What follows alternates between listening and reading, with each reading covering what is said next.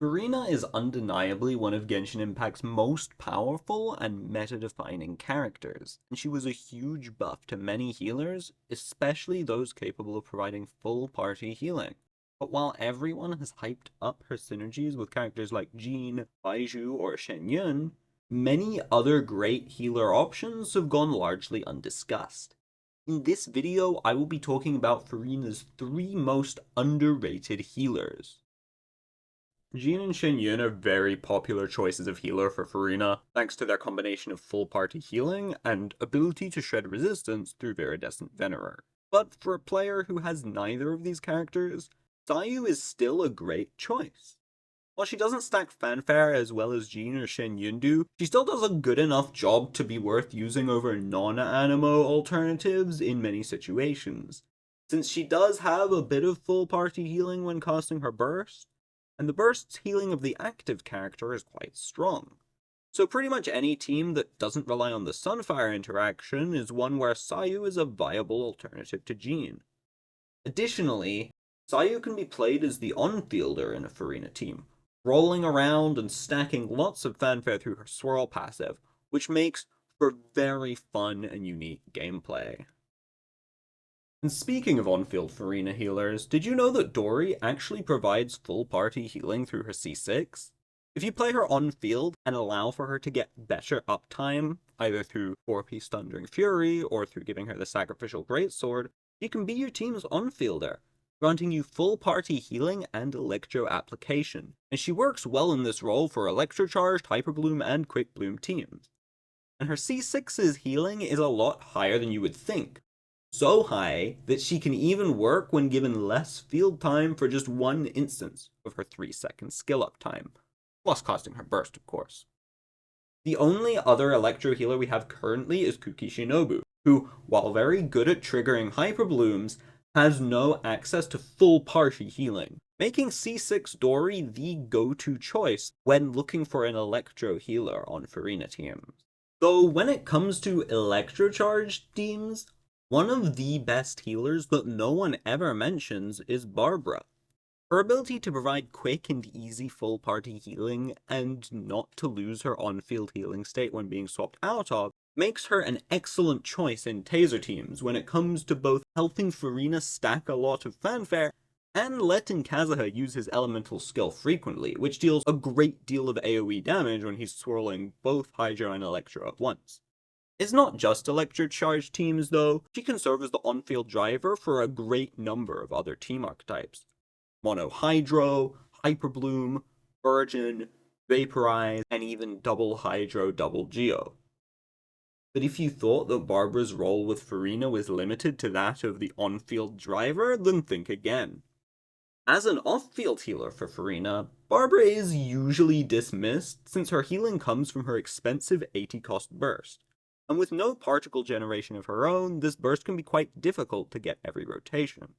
And while you can use a weapon such as Prototype Amber or Favonius Codex to help with her energy needs, this will mean that she loses out on the big advantage she has over her competition, thrilling tales of Dragon Slayers. While she is not reliant on this weapon in order to be a serviceable off-field healer for Furina, without it, she is usually outclassed by a different character with better role compression. But with it, she becomes a very competitive healer for Furina teams.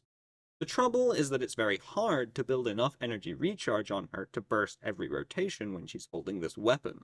Fortunately, a little known fact about Barbara is that she doesn't actually need to burst every rotation in order to give fast full party healing, as the healing she generates from her attacks with her skill up is very large when it comes to a well-invested Barbara. And her charge attacks in particular are very good for this, as they generate 4 times as much healing as her normal attacks do. So a well-built Barbara can provide substantial full party healing through her skill and charge attacks, potentially weaving in normal attacks as you see fit, on the rotations in which she doesn't have her burst. And when she only needs to burst every other rotation, her energy requirements become way more manageable. This process of healing through charge attacks to generate fanfare only takes a few seconds, which isn't a big deal, as in exchange you don't have to spend time in a burst animation. so she doesn't take that much longer than other characters, though generally the higher her investment, the less time you have to spend doing this. Not to mention the teams which use a third Hydro character, or ones with long rotations, thus giving Furina more time to generate more Hydro particles per rotation, lower Barbara's energy requirements, making it easier for her to burst every rotation if you do want to play her that way. Also note the teams which want her Hydro application more than her Thrilling Tales buff, such as the Kirara Hyperbloom team, may want to run Sacrificial Fragments instead of Thrilling Tales. While she may not be strictly the best option in most of these teams, she often provides more comfort than alternatives, particularly when compared to Bennett, whose buffing and healing is tied to a circle, and whose persistent self-pyro application is so much deadlier than Barbara's brief once every 5 seconds self-hydro application could ever dream of being. In summary, if you don't have Jean or Shenyun, Sayu is a great alternative to them. If you have C6 Dori, consider her as a good option for Furina's Electro teams. And if you have Barbara, a character who everyone gets for free and who performs well even at C0, you should consider her on your teams. In many cases, she's one of the good options, even when she isn't the best. And since the best option is usually a 5-star, you yourself may not have them. As such, I think it's a disservice how most Furina guides tend to completely ignore her, or dismiss her as someone limited exclusively to the role of on-field driver. So, this may have just wound up being a Barbara propaganda video. But we need more Barbara propaganda in this community, so that's entirely fine by me. What are some Furina healers you think are underrated? Be sure to let me know in the comments.